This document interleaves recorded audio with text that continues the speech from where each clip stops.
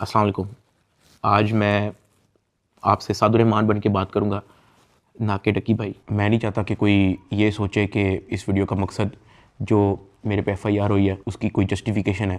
I am simply here to apologise. मेरे किसी भी कंटेंट से अगर आज तक कोई भी नेगेटिवली इम्पैक्ट हुआ है, मैं उस चीज़ के लिए माफ़ी मांगता हूँ। मेरी हमेशा से सिर्फ यही इंटेंशन रही है कि मैं लोगों को एंटरटेन करता रहूँ और कुछ ना कुछ जो है वो मैं नया लाता रहूँ। लेकिन मेरे अनजाने ना अनजाने में अगर मेरे से कोई कंटेंट कभी ऐसा पोस्ट हुआ है जिससे कोई नेगेटिवली इम्पैक्ट हुआ है, या कोई प्रमोशन ऐसी हुई है जिससे कोई नेगेटिवली इम्पैक्ट हुआ है, मैं उस चीज़ के लिए पूरे कौम से माफ़ी मांगता हूँ। Let the court handle. मैं लीगली इस मैटर को एंड तक देखूँगा।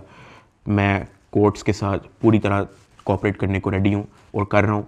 मैं इदारे के साथ पूरी तरह कोऑपरेट करूँगा और जो भी जज साहब मेरे केस का फ़ैसला लेंगे मैं वो कबूल करूँगा। मेरा और मेरी फैमिली का जो 3.5 माह का एक्सपीरियंस है, मैं सिर्फ वो बताने आया हूँ। 16 अगस्त 2025 को जब मैं सो के उठता हूँ तो मैं बड़ा एक्साइटेड होता हूँ, क्योंकि हमने अपने दोस्त वगैरह मेहमान बुलाए होते हैं। हमने अपने घर में दावत रखी होती है, मेरे सब दोस्त आते हैं, बड़ा इंजॉय करते हैं, हम खाना शाना खाते हैं, गपशप लगाते हैं।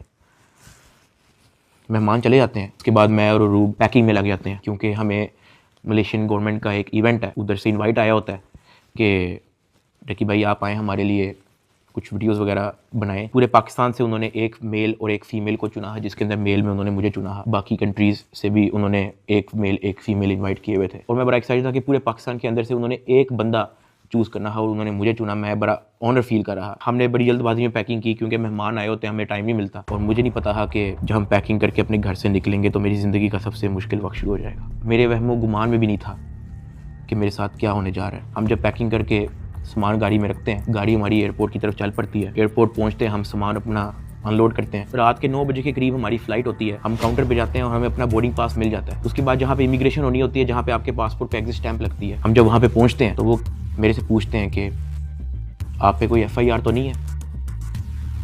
मैंने कहा नहीं। कहता आपका साइबर क्राइम में कोई इशू है क्या? मैंने कहा नहीं। कहते आप हमारे साथ आ जाएं। मैं और अरूब एक दूसरे की तरफ देखते हैं कि ये क्या हो गया। हम किसी को ऑन टाइम ज़्यादा इन्फॉर्म ही नहीं कर पाते हैं। मैंने ज़िया को सिर्फ मैसेज कर दिया है कि ये इस तरह से इशू हो गया है, तो शायद हम फ्लाई ना कर पाएँ, तो आप प्लीज़ गाड़ी जो है वो एयरपोर्ट ले आओ और हमें यहाँ से पिक कर लो। हमें लगा कि शायद हमें बस सिर्फ फ्लाई नहीं करने देंगे और हम घर जा सकेंगे। 5-10 मिनट के बाद इमिग्रेशन वाले हमसे हमारे मोबाइल ले लेते हैं, कहते हैं कि इसको एयरप्लेन मोड पर लगा दें, और अरूब की तरफ वो इशारा करते हैं कि अगर आप जाना चाह रही हैं मलेशिया तो आप जा सकती हैं।